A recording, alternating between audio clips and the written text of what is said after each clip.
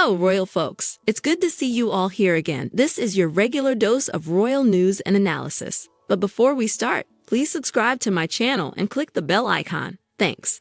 Sarah Ferguson compared herself to Cinderella while discussing her memories of her wedding day on her weekly podcast. Fergie suggested her romance with Prince Andrew and her background as a farmer's daughter was a direct parallel with the iconic fairy tale. Touching on the topic of self-belief with Tea Talks co-host Sarah Thompson, the Duchess of York insisted the momentous day she joined the royal family left her thinking anything is possible. She said the realization of the similarities between her story and Cinderella's came after rewatching the movie with daughters Princess Beatrice and Princess Eugenie recently. Fergie has been recovering at home in Windsor with ex-husband Andrew and their daughters' families after undergoing a mastectomy in June. Recounting the day of her wedding, Fergie said, 1986, July 23, the nation stopped and took a holiday for the farmer's daughter going up the aisle with an extraordinary tiara given by the Queen. It's an extraordinary story of Cinderella, really, isn't it? Although I wasn't milking cows exactly, I was a farmer's daughter. My father was still farming.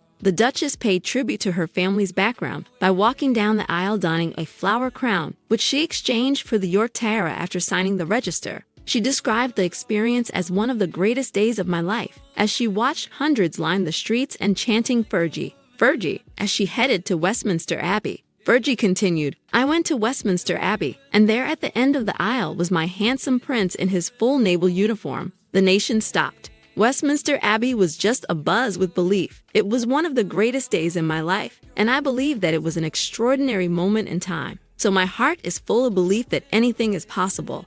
Approximately 19 million people tuned in to watch the Duke and Duchess of York tie the knot in July 1986. She added, before that, I was working in an art gallery. It took me 45 minutes to get to work, and if the buses were late or the bicycle broke, my boss would say, I suppose it's the bicycle's fault again. I suppose it's the bus's fault again. And there I was walking up the aisle of Westminster Abbey on July 23, 1986. So I think that's the best example of belief. I was watching Cinderella with the girls again the other day, and I did that. I had that moment. The Duke and Duchess of York first met as children but were reintroduced at Royal Ascot in 1985 after Princess Diana requested Sarah be invited to the event. They married the following year, but Andrew's career as a naval officer meant the couple spent very little time together, with Fergie later claiming they were only together 40 days a year in the first 5 years of their marriage. Speaking to Harper's Bazaar, she admitted to spending the majority of her first pregnancy alone and struggling with his absence and lack of support from Buckingham Palace. She said, Andrew got 10 days of shore leave, and when he left and I cried,